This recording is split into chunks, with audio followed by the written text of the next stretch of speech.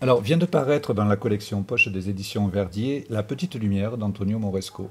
C'est un livre historique, c'est une sortie en poche qui était très très attendue parce que c'est le texte qui, a 4, 5 ans, avait permis aux lecteurs français de découvrir l'œuvre d'Antonio Moresco.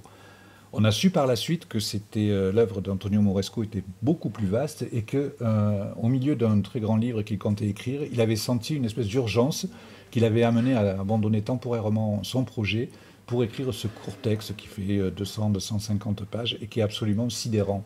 C'est une histoire qui commence d'une manière très marquante, très frappante, puisque c'est un vieil homme qui prend la parole et qui l'annonce, qui s'est réfugié dans le village dont il doit être question, village abandonné, pour mourir. Voilà, c'est son projet.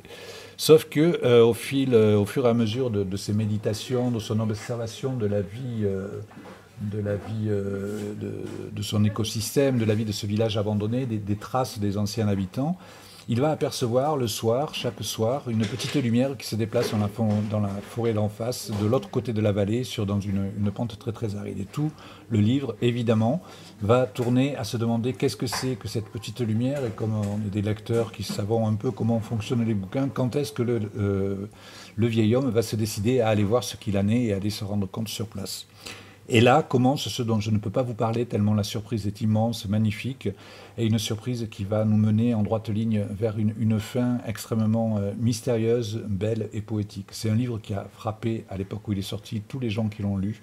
On ne compte pas les libraires qui ont axé toute leur vitrine autour de ce livre-là. Et c'était vraiment une exceptionnelle découverte. C'est pour ça qu'aujourd'hui, nous sommes très très contents qu'il soit enfin sorti en poche.